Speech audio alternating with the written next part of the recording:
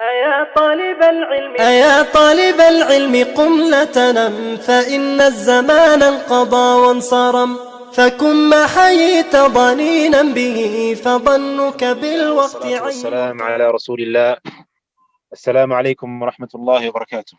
وعليكم السلام ورحمة الله وبركاته. MashaAllah, we've got a special guest on today on this channel, Brother Ahmed. كيف حالك أخي? How you doing? والله الحمد لله أخي, الحمد لله, we can't complain أخي, doing good, الحمد لله. MashaAllah, Ahmed. This Brother Ahmed, we go way back. So I've known him before he even came to the uni, and in London, in UK. And Brother Ahmed, do you remember when you actually, before you came, when you actually applied? And I think it was the summer holidays, if I'm not mistaken. When did you apply, Akhi? Yeah, it was summer holiday 2012. MashaAllah, 2012. Yeah, so 2012. So you came in 2013, right? No, I came in 2014 actually. So you came 2014. Yeah, I came. That was my first year. When you applied, that's when I actually came. I was actually studying. I actually started in 2012. Yeah. Why did it take you so long, bro? Yeah, I got accepted in September 2013, and then the ad and the paperwork and all of that took around a few months, 6-7 months. So alhamdulillah, I came January 2014. Came to the university. So Ahmed, just tell us a little bit about your experience. Why is it that you actually wanted to study in the Islamic University of Madinah? Wallahi, alhamdulillah, and from the beginning, alhamdulillah, I grew up in the religion, and I was my mom and my family, they were all alhamdulillah religious. So alhamdulillah, they were mainly focusing on the Quran, and alhamdulillah, I managed to memorize the Quran in Norway. And at the age of 14, alhamdulillah, I managed to finish the Quran in Norway. And actually, we had a Quran competition in Norway, where all the madaris in Norway, they were participating. So alhamdulillah, I managed to win that competition and came first place. And then alhamdulillah, we moved to the UK in 29. And then I started just doing helping some madaris here, teaching Quran and all of that. At the same time, I was doing my college studies. And when I finished my studies in sixth form, when I finished sixth form, I applied uni here in the UK. And then while I was waiting, one day I went Umrah in summertime. I went Umrah with one brother from the area. We went together to the Maidnah, and then I just went to Maidnah. I stayed there for 5 days. And then alhamdulillah, when I saw the environment, I always had dream just studying in Saudi. And then I just went to the uni and I asked the sheikh in the uni, I said, if I apply the uni now, how long would it take me to get accepted? And he said, it'll take you around maybe a few months to get accepted. And then I done my muqabala. Usually when you apply in Jamia Islamiyya, you do the application and then you do the muqabala. But me, I done the other way around. I done the muqabala. And then when I came back, I done the application form. So I done the muqabala over there. He gave me a number and some code and all of that. And then when I came back to the UK, I done my application. Alhamdulillah, after a few months, I got accepted. And then when I got accepted, I was already studying. I was doing my first year here. And then I decided to just go to Saudi and study and focus on my religion and just, alhamdulillah, study in Medina, the city of Allah. May Allah make you, Jazakallah. Sorry, say that again? I said, so I decided just to go back and study in Medina instead of finishing off my studies here. And alhamdulillah, Allah, it was a very good journey, long journey, but alhamdulillah, Allah, it was amazing, best experience in my life.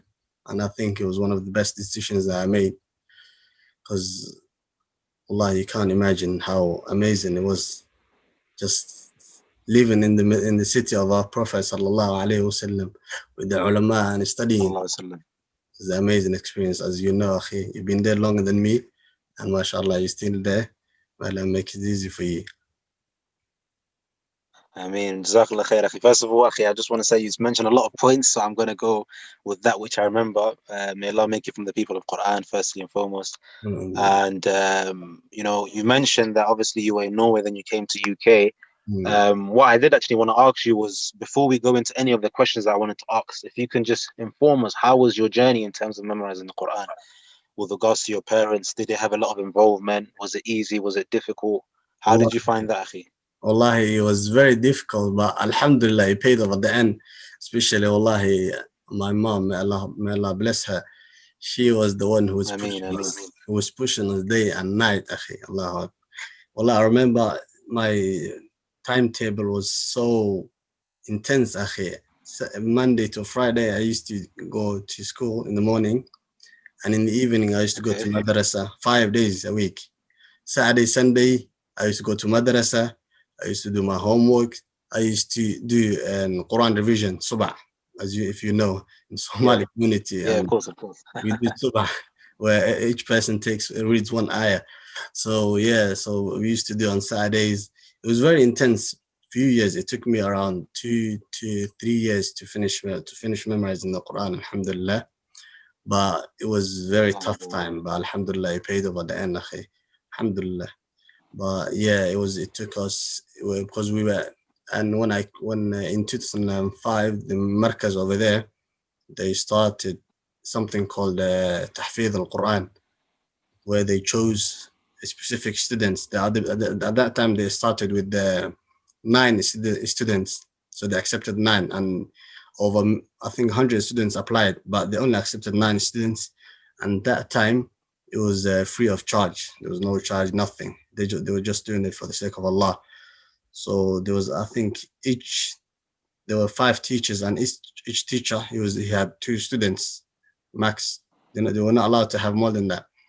So we got accepted, me and some other brothers, alhamdulillah. Few of them got accepted to the Jamia. One finished now, and he's the Imam in the Markaz in Norway. And yeah, I've actually met the brother, mashallah. Yeah, I remember. If you met him, him, yeah, me and him, and we were all together. We were 9. We got accepted. We started the journey together, alhamdulillah. And fadlillah, all 9 of us, alhamdulillah, we finished. Not in the same year. 2 finished the first year, another 2 finished the second year. Alhamdulillah, finished the end of the second year. So it was different, but all 9 of us, alhamdulillah, we managed to finish the Quran and memorize the Quran, alhamdulillah, in that tahfidh. And that shows, if you do something for the sake of Allah, that alhamdulillah, it will succeed, akhi. No matter what, no matter how long it takes, but if you do it for the sake of Allah, and if you, because there's a lot of madaris, a lot of tahfidh, they charge, and they maybe the intention is just to make money and all of that. But if you have that intention and you just do it for the sake of Allah, that shows that you will see the quality in that work, in everything that you do, inshallah. So alhamdulillah, we all finished. And then that is when I moved to the UK. As soon as I finished my Quran, we had a Quran competition. Alhamdulillah, I won that Quran competition. And then we moved to the UK. So it took me around 2.5 years to finish the Quran and to memorize it, alhamdulillah. Allah yabarak feek, akhi. May Allah make it from the people of Quran. So subhanallah, so with regards to, obviously, you're saying, was it more in the household? Was it a thing where you were listening to Quran? You had certain times when you had to go over it with your own, siblings or the Quran partners. How did that work out? Can you repeat that question, Akhil Kareem? It was just, you just. Oh no! What I said was, obviously you said you used to go to the markaz to learn, and memorize Quran. But in the household, was there something being done from your, mother, may Allah preserve her and bless her, in terms of listening to the Quran, like playing the Quran out loud? Did you have to go over it together with other people? Yeah, wallahi, my mom, subhanallah, she used to wake us up 4 o'clock in the morning after just before Fajr. I think 1 hour before Fajr, they used to wake all of us. We just, everyone, no one, just before 1 hour before Fajr. That was the rule in the house, that you have to wake up and start memorizing your Quran.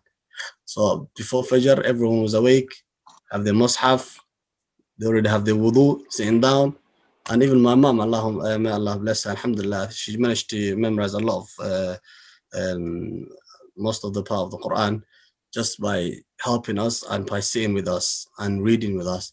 And that shows when the parents, if you want to educate your child, you have to sit with them and you have to just be with them in that moment. You can't just tell them do that. You have to and get involved. Yeah, you have to get involved. So may Allah bless my mom. My mom, she was there and she was sitting with us and she was watching us read the Quran, and she knew some of the surahs. And even if I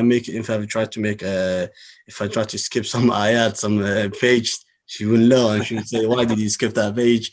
Read it again." May Allah and give her Jannah. So she was just there to help us, and she was the whole journey. She was with us, and she was telling us what to do and to waking us up in terms of the morning. And she was making sure that our breakfast was ready just before we go to school. When we come back from school, the food was ready. And even that time, she was working full time as well. Imagine that. So she just comes. When we go to school, she goes to her work. She comes 1 hour before us. She starts making the food. Everyone's ready. Eat their food. Just go to the madrasa and go to the tahfidh 5 days a week. It was on Saturday, Sunday, no rest. 9 in the morning until 8 in the evening. Doing muraja, going to the masjid, learning different books, learning different Arabic books. Wallah, it was a few years, but it was tough years, but alhamdulillah, then it got paid off by Allah. And all of that was just the tawfiq of Allah and the help from our mom and her hard work. May Allah preserve Allah, but that's the true mother there, subhanAllah. May Allah preserve and your whole family and grant all of you Jannatul Firdaus Al-A'la, subhanAllah. And I'm just thinking, subhanAllah, your mother and also the Quran teacher that taught you Quran, how much reward they're going to get for you yourself now, obviously, inshallah, passing on that knowledge. May Allah preserve them all. Brother Ahmed, I did want to ask you now, obviously, we got that bit answered, and that was something I saw that is really important, because a lot of people that want to come to the university, and I think, inshallah, you can agree and add to what I'm about to say, that a lot of them, want to ask, what should you do?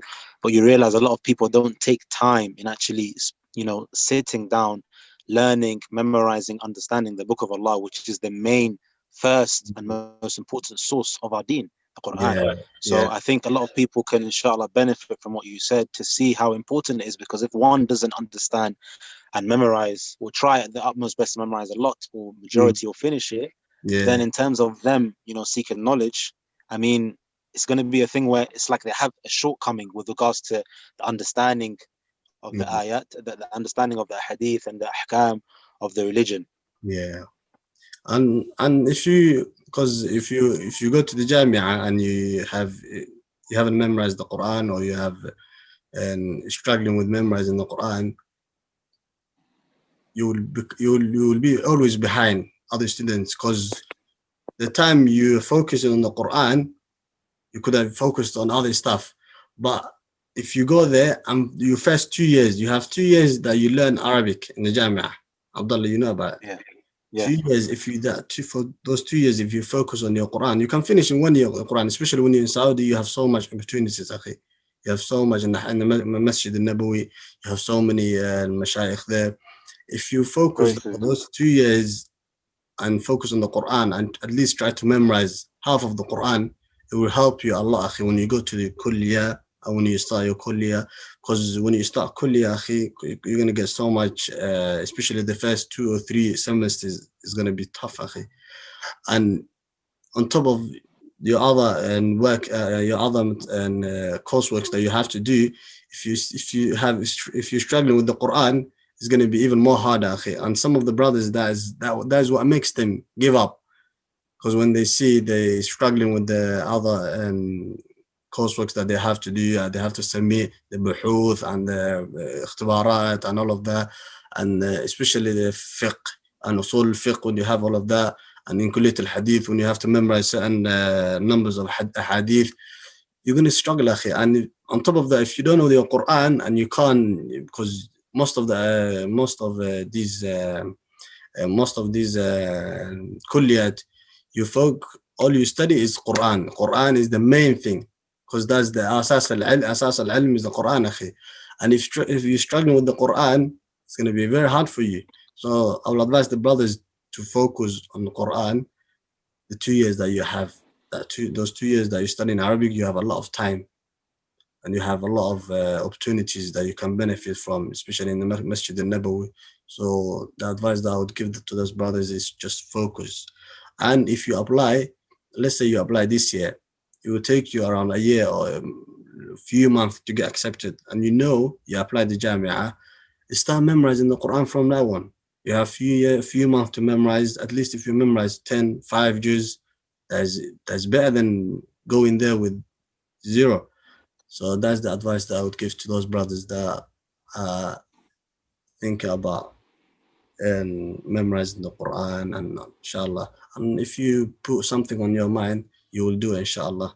Just make sure you give time and you have that on your mind, inshallah. Determination, isn't it? Yeah, wallah, jazakallah khair, Ahmed. It's true, it's very, very true. I mean, if you want to apply, or just generally, even if you don't want to apply, the Quran should be something that we all take as of great importance. May Allah reward you. So, Akhi, let's move on to the bit where you said now you've applied, you've come here. And actually, subhanAllah, I remember the time that you came with the brother for Umrah. I remember. And then you went back. So obviously, you mentioned you had a muqabala. So for those that don't understand what that means, it's an interview. So how did that go, Ahmed, in terms of the interview when you had it back then in 2013? Yeah, wallahi, alhamdulillah. I came to the Jamia randomly. I came there because I was staying in Madinah for three days. So the second day I took taxi, I went to the Jamia. Me and the brother, we went out together, and the taxi dropped us in the middle of the Jamia. And the Jamia campus is very big. You just have to know the specific places to go. So we were just standing there, and we were confused where to go. We were just entering different buildings, and we couldn't find where to do the muqabala. But alhamdulillah, at the end we met one Saudi brother. He was finishing the Jamia. I think he came back to collect his certificate, and then he told us, "Listen, what are you guys looking for?" We said, "I want to do muqabala, and I want to do the interview. I want to meet with the interview people." And then he said, "No problem, I will drop you. It's a bit far, 5-minute drive from where we were." And I think back then, we were in Bab Khalfi. I'm not sure, because when I think about now, it was a 5 minutes drive and he had to come around and bring us into the Jamia. So he took us inside to the Jamia, and alhamdulillah, I met with the Sheikh there. He asked me a couple of questions and about my aqidah, tawheed, and he asked me the tawheed al-rububiyyah, tawheed al-uluhiyyah. And then he asked me to recite Quran, and I recited for him Surah An-Nisa at that time. And then he asked me a couple of questions about hadith, what books did I study, and all of that. And then alhamdulillah, he gave me a number, and he said, "Inshallah, this is the number.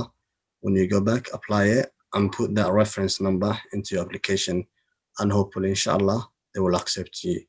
Then alhamdulillah, my interview was done, and alhamdulillah, I came back to the UK. I left, inshallah.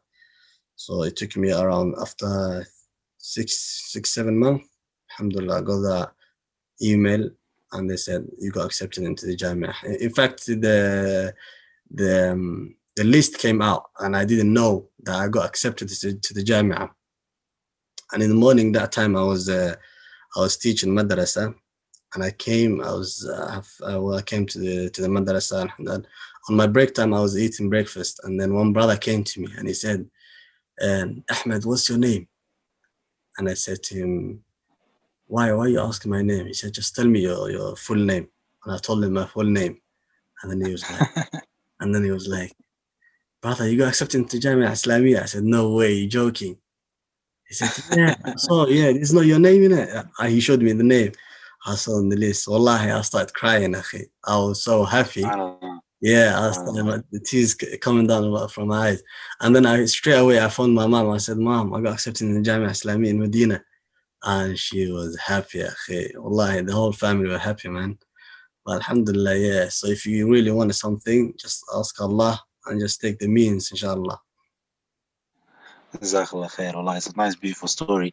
Ahmed, so obviously now years have gone by, you went to the Mahad, you've studied there, and then now you've obviously in College Sharia. So how has that been for you how has that journey been for you from, coming from Norway, then going to UK, and then applying, and then coming, getting accepted, and starting to learn Arabic? Because I just want to ask, when you came here, did you know any sort of Arabic? How was your level of Arabic when you came here? Wallahi, I knew, and when I came to the Jamia, it was a long journey, but Alhamdulillah, Allah made it easy for me. But when I was coming to the Jamia, my Arabic wasn't that good in terms of speaking, but I had a bit of Nahwa. I studied a bit of Kutub Nahwa, Ajrumiyya, Qadr al-Nadahaj. I had a bit of understanding of those books. So when I came, and Alhamdulillah, and in Arabic language, the more you speak to people, the more that your language will improve. So when I came, Alhamdulillah, my grammar was a bit okay, but speaking was a bit the issue. So Alhamdulillah, when I started the Ma'had is 4 mustawas, so I started from mustawa thani, and by the time I was finishing mustawa rabi', Alhamdulillah, my Arabic improved a lot, Alhamdulillah, and I could speak Arabic, and I could Alhamdulillah read the books and understand them. So it took me a year and a half just to, Alhamdulillah, to improve my Arabic language. And in terms of the kulliyah, Alhamdulillah, I used to, when you go there, usually I used to, if you want to improve your Arabic language, I would advise the brothers that go in there now, or I'm planning to go there, the first few years, try to avoid people that speak same language as you. Because if you want to improve your language, if you want to improve your Arabic language, it's better to around yourself with people that speaks Arabic, because that would help you a lot. Even if you're shy, even if you make mistake. I remember my roommate, they put me in the room with one brother that came from UK. And then I went to Qabul with Tasjil, and I said, can I swap my roommate? And they said, who do you want to swap to? Because if you swap your room now, we can't. If we put you to another person that speak another person, you can't change again. So go there and find someone that has an empty room, and then we put you in that room. So then I was going around the building and asking, where you from? I asking the brothers, where you from? And if you say I'm from UK, I was avoiding Went them. on a search, huh? Yeah, I went on the search, and then Alhamdulillah, I managed to find one brother called Ahmed, and he was from Lebanon, and then he's studying in Kulliyat al-Lugha. MashaAllah. I asked him, can I come and can I change to your room? He said, yeah, it's fine, just come. And Alhamdulillah, I asked him, and then they put me in his room. Wallahi, that brother, until now we have contact. He lives in Germany now. He left the Jamia. He finished the Jamia, done his masters, then he came to Germany. Now he's Imam in the masjid. But that brother, I remember, I asked him anything in the room. I tried to say in Arabic, and then he would correct me. He would say, nah, that's wrong. Say in that way. And then after a few minutes, and then I'll try to do this. I'll try to say in Arabic, and then he would correct me. And Alhamdulillah, in that way. And if I need the help, if I had exam, and if I got stuck in some words, I'll try to ask him. He will help me.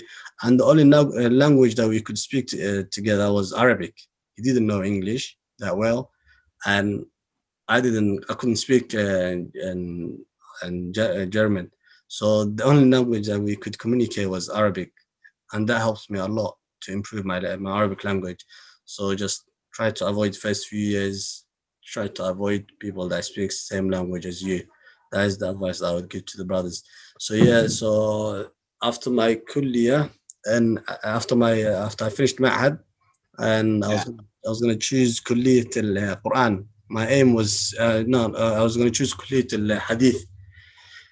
But then that time I was living with my family over there, and then I had a bit of my wife, she got pregnant, and I had a bit of I couldn't because hadith, when you start in, you have to prepare and memorize and hadith, and you have to get ready for it because there's a lot of memorization in Kulliyat al-Hadith. So I didn't have that time because I was mainly focusing on the family and making sure that everything was all right with them. So I chose last minute. I managed to change to Kulliyat al-Sharia.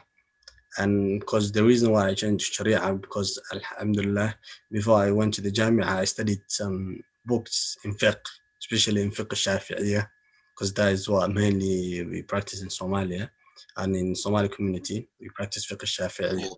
So I studied a lot of books before I went. Ahmed, sorry to interrupt you, but I didn't actually even know that you wanted to go to Hadith. I actually thought you've always wanted to study in Sharia. I wanted to go to Hadith, but at the end I had to change last minute. So I joined Kulliyat al-Hadith, and Alhamdulillah, I met a lot of good brothers there that we helped each other. And Alhamdulillah, because you know, when you go to the Jamia, you will meet some people that is better than you. And it's always good to connect yourself, people that will help you, will drag you. Not people that will drag you down, but people that will drag you up and help you when you don't understand something, that will can explain to you.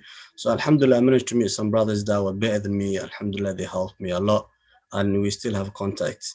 And they, Alhamdulillah, the first 3 semesters, Alhamdulillah, we were smashing it. We were in a group sitting in this masjid where, wallah, I remember my second Mustafa when we had a very tough teacher for usul al-fiqh. And he came from Sudan, and you know the Sudanese dialect is different to the Saudi. And that teacher, he came straight from Sudan, and he was meant to teach master's students, I think, or doctorate. But then our teacher, he became sick. He couldn't teach us that semester.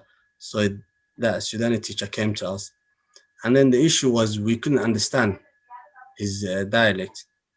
So it was a bit hard for us to understand. And then his exam was very hard. A'mal sana, none of the students got an over 10.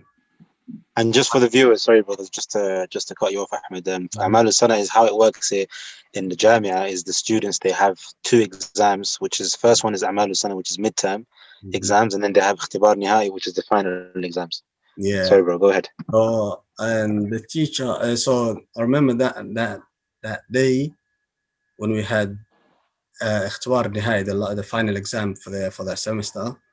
I remember we were 5 brothers. We were revising together. We were in the same class, studying, helping each other. And so we started revision. We had, the day before, we had 2 exams. We had fiqh and another exam. And then on tomorrow we have usul fiqh. But from after Maghrib, we sat down in the masjid until 7 in the morning. And 8 o'clock we have the exam. Until 7, we were revising, akhi. 5 of us. And if one gets tired, he gets to sleep 10 minutes and he has to wake up again. And that's, so when you meet some brother, the brothers that I met over there, wallahi, until now, akhi, that brotherhood still there, akhi, inshallah, and it will be there forever.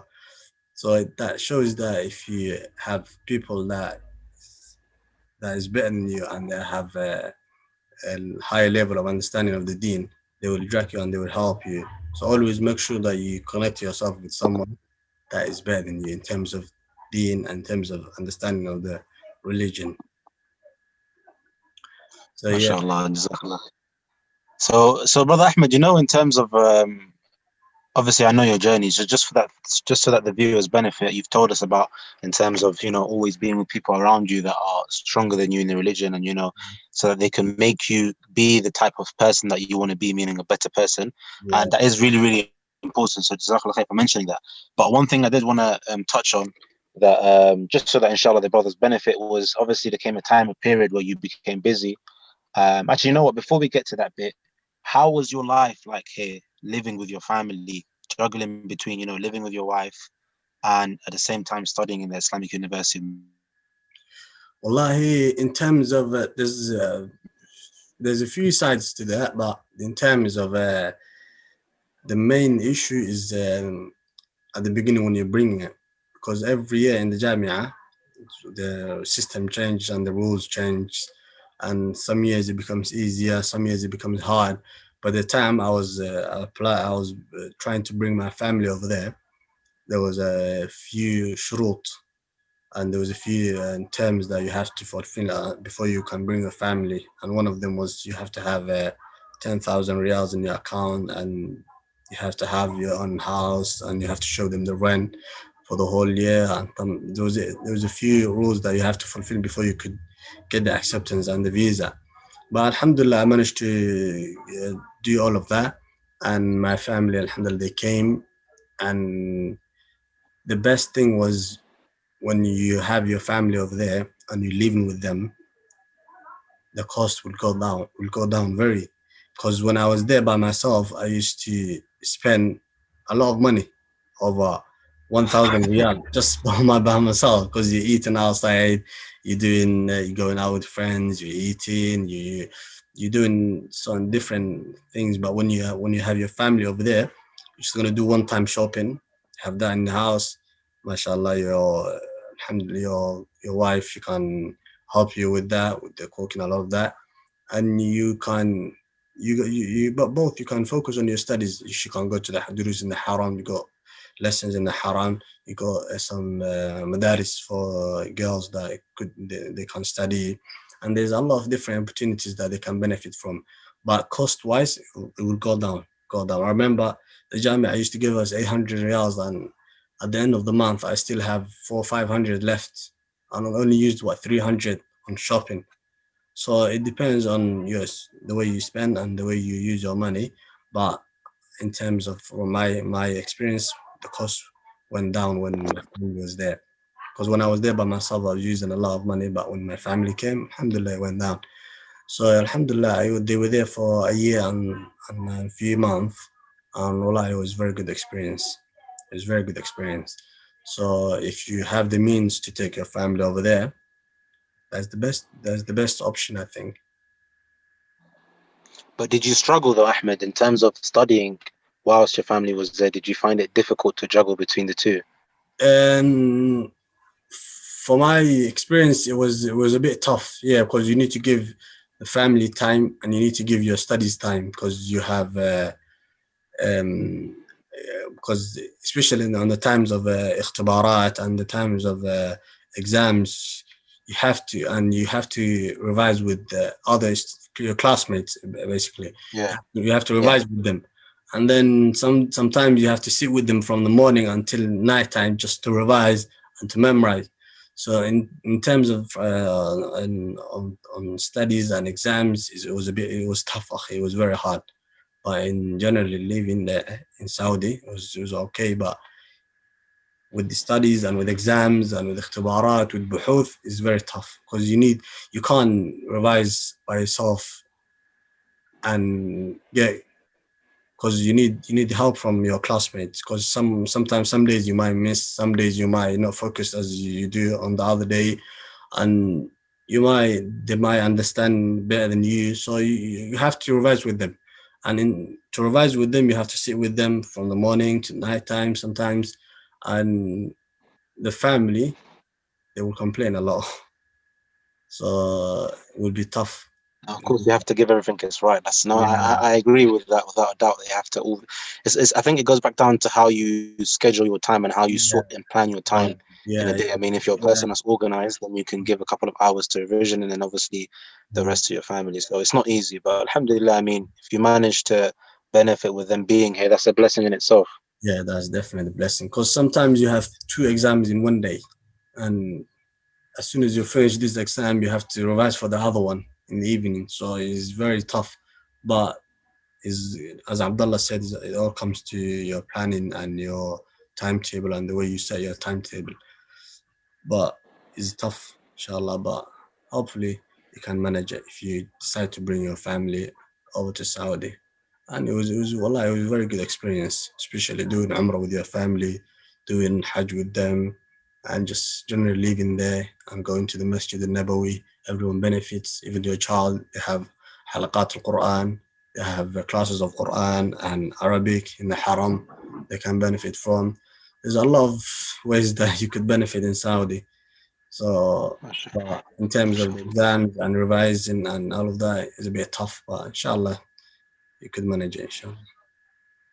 May Allah bless you, akhi. So the other thing that I did want to ask you was, obviously there came a time when you had to, you know, defer your studies. Obviously, you took ta'jeel, so which means to defer your studies. And obviously, I just want you to give us a bit of insight, so that inshallah, people that inshallah never have to do it, but people that may have been in this situation or may in the future get into the situation and it's out of their hands, they can inshallah benefit from your story. Because may Allah preserve you, akhi, and give you tawfiq and barakah in your time and your family and wherever you are, akhi al-kareem, because you're from the few brothers, and I think I only know two on top of my head, that have taken ta'jeel, that have deferred studies and actually come back to the university. Because majority, the stats, akhi, majority that have gone have never come back. So I'm speaking to you right now, may Allah preserve you, Ahmed. You're from them, minority. So just give us, a little insight in terms of how that went, and in terms of if you regretted doing it, if you didn't regret it. And wallahi, in terms of taking ta'jeel, is decision that you have to think about. A lot of time you have to think about and make istiqara. Because I remember when I was deciding to take ta'jeel, I had a bit of family issues, so I had to take it. But I remember Allah has said in the Masjid Nabi, and I said, Allah, if this is good for me, make it easy for me. Because a lot of brothers, they took ta'jeel before me and they never came back. I know so many brothers that left, they never came back. They decided to do something different. I remember some brothers, they came, they were there for 2-3 months, and then they left Jamia, and they said, this is not for me. So taking ta'jeel, it's not easy decision to make, because once you leave and you come and you see and you spend and your classmates are gone, you have to find new friends, you have to find new people to revise with. It's not a very easy decision to make, but alhamdulillah, you can't help it, because if you have issues and you have to make it, and that's a decision that you have to make. But in terms of taking ta'jeel, is the time I was taking ta'jeel, it was a bit tough, because you had to go through so many different paperwork to get the visa, to the exit visa, because you have to go to I remember when I decided, I went to the Mudir al-Jami'ah, and I wrote a letter, and I had to explain the reason why I'm taking ta'jeel and all of that. And then the Mudir, he will send you to his secretary, I think is قبول عميد شؤون الطلاب. He will send it to you, and hopefully Abdullah will explain to you if that's the secretary or so he will send it to his secretary, and then he has to sign. The Amir is just basically the Amir Shon Talab is the dean of the student affairs. Yeah, so he has to sign the papers as well, and then he will send you to the kulliyah, and the kulliyah, they have to sign the papers, and then they will send you to the people that will deal with the visa, and it's called I think Idarat al-Safar. They deal with the visa, and they will give you the visa and all of that. So it took me around a month and a half to get the visa, and alhamdulillah, then I managed to get it. And they will give you exit visa, and they won't give you return, or they will tell you when you're ready. And when you're ready, just let us know through the email, through the website, Jamia website. You still have your student number and everything, but you won't get timetable, you won't get student timetable or nothing. Just your Jamia website, your Jamia page is still on and is running, but you won't get no timetable, nothing, because they will freeze your lessons and all of and everything else. And they will even freeze the payment that they were giving you every month. They will freeze that. So you have two options at the beginning. When you're starting to take the ta'jeel, they will ask you, how long do you want the ta'jeel for? Do you want it 1 semester? Do you want it for 2 semesters? Do you want it for 3? I think you can take up to 3 semesters. But yeah, they will ask you, and then you choose if you want 1 semester, 2 semesters, and then they will put that on the system, and they will freeze your lessons for those 2 semesters. and then they will let you know after the first semester is finished. You don't have to do the process again. It's automatically there. They freeze it for 2 years. But if you do one semester and then that semester is finished, automatically after the semester is finished and the exam is finished, and then when the new semester started, you will get your timetable and everything. If you want to extend your ta'jil, you have to phone someone who's in Saudi, or you have to phone someone in Saudi, and you have to let them know and tell them, please, can you go to the Amid of Shon al-Tullab and ask them if you could extend your ta'jil. So if you know that you're going to be away for a year, make sure you do it for 2 semesters. And if you only want 1 semester, just choose 1 semester. But if anything happens after and you want to extend it, you can just let know someone who's already in Saudi, and they could help you and do the process for you. But if you're going to take Tajil, I would advise you to think twice. If it's very, very important thing, then you can't help it. But if it's something that you could avoid, I'll advise you to avoid, because once you leave, and because a lot of brothers, when they left, they didn't have that raghba and that encouragement just to go back there. So that's the advice that I would give the brothers, and that's the process and the system that you have to go through if you want to take Tajil. Jazakallah khair, brother Ahmed. So, Akhi, when did you actually take Ta'jil, bro? Was it 2015 or? No, I took Tajil, I think it was the beginning of, no, it was, it was middle of 20, no, it was the beginning of 2018. So I missed okay. I missed 2 semesters actually. And then I came back. So you just did it for 1 year? Yeah, and then I came back beginning of 2020. Okay, yeah. So just like, I'll just add on to what Brother Ahmed said, all those that are watching, I mean, I couldn't agree with him more. It's a decision that you need to think twice about, because if you look at the stats, majority that have come, and I know so many that have come, majority that have taken the ta'jid, that have deferred their studies. I know more than 20 on top of my head just right now, more than 20 that have taken ta'jid, and the only ones that I know that are back is Brother Ahmed, may Allah preserve him, and another brother, may Allah preserve him. These are the only ones that literally I know myself that have been able to come back. So it just shows you it's not something that's easy, because of course once you leave the country and you leave the environment of, seeking knowledge, and a system that's set out for you to actually be in the life of seeking knowledge, and you go back to your country, without a doubt you're going to settle, you're going to get a job, and it's going to be very difficult. So like Brother Ahmed mentioned, unless it's a necessity, one should not take ta'jil, because it's not easy. May Allah preserve you, Ahmed. So Akhi, so obviously now you're back, alhamdulillah, and obviously you're studying, but you're not here in the country. So how did that process go with this whole COVID? May Allah preserve us all and keep us healthy. How did it go in terms of you actually studying via distant learning? Because I know it's not the same thing. Wallah, it's not the same thing. It's not the same feeling. It's not the same environment. But it's very tough, akhi. Wallah, it's very tough. And in terms of even the times in Saudi and here is different, 3 hours different. So it was very hard. But what can we do, akhi? We have to still manage. Is that last line. So we have to keep pushing, akhi. And inshallah, until we finish, inshallah. Hopefully this is my last one, inshallah. So, and inshallah the next I'm planning to come back to Saudi, inshallah, and to do Umrah and to do my ijra'at for the certificate and all of that. But we have to keep pushing, akhi. There's no coming back. So inshallah, very hard. So that means you're good. Sorry, say that again, bro. Sometimes you have to wake up 5 in the morning just because my first lesson starts 5 in the morning, because there's 3 hours different. So it's very hard, but what can we do, akhi? We still have to do it.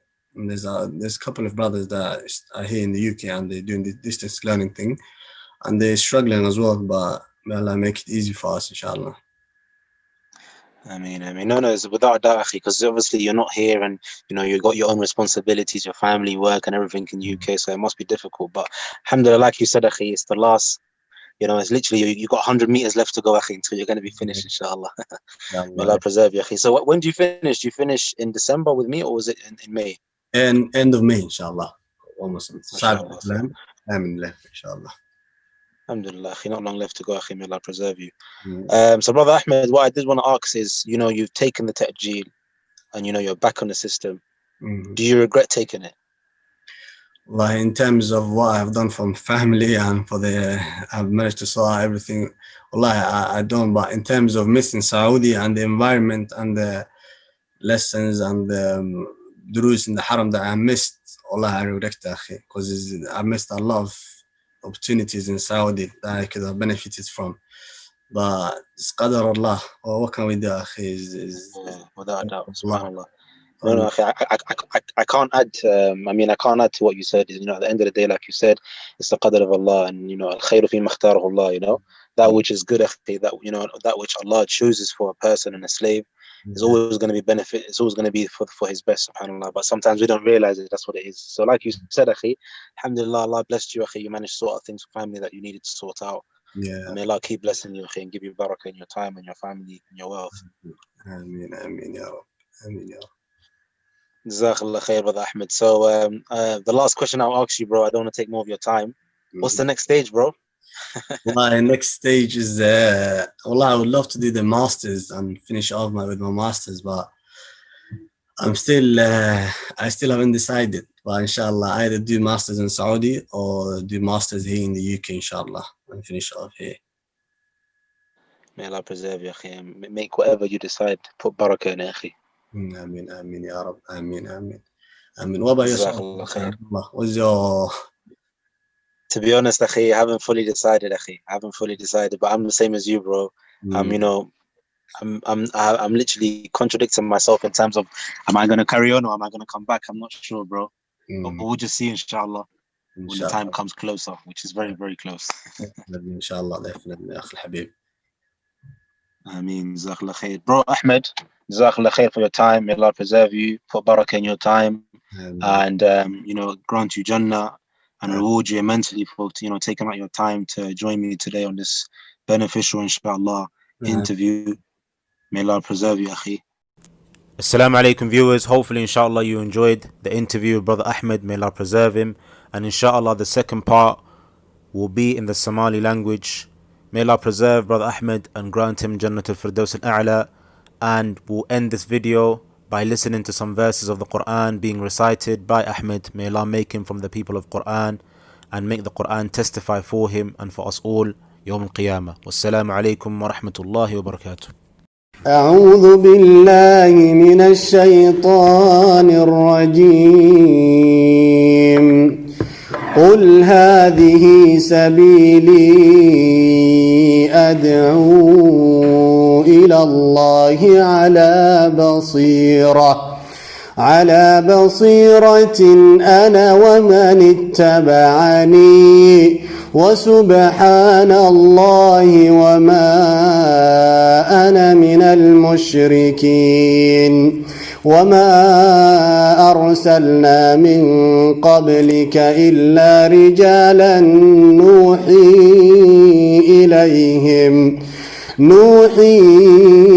إليهم من أهل القرى أفلم يسيروا في الأرض فينظروا كيف كان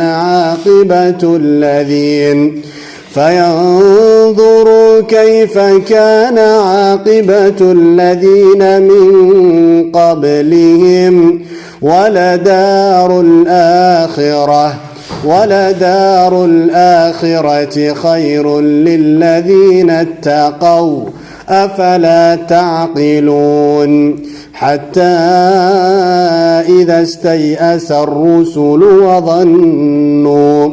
وظنوا أنهم قد كذبوا جاءهم نصرنا فنجي من نشاء ولا يرد بأسنا عن القوم المجرمين لقد كان في قصصهم عبرة لأولي الألباب ما كان حديثا يفترى ولكن تصديق الذي بين يديه وتفصيل كل شيء وهدى ورحمة لقوم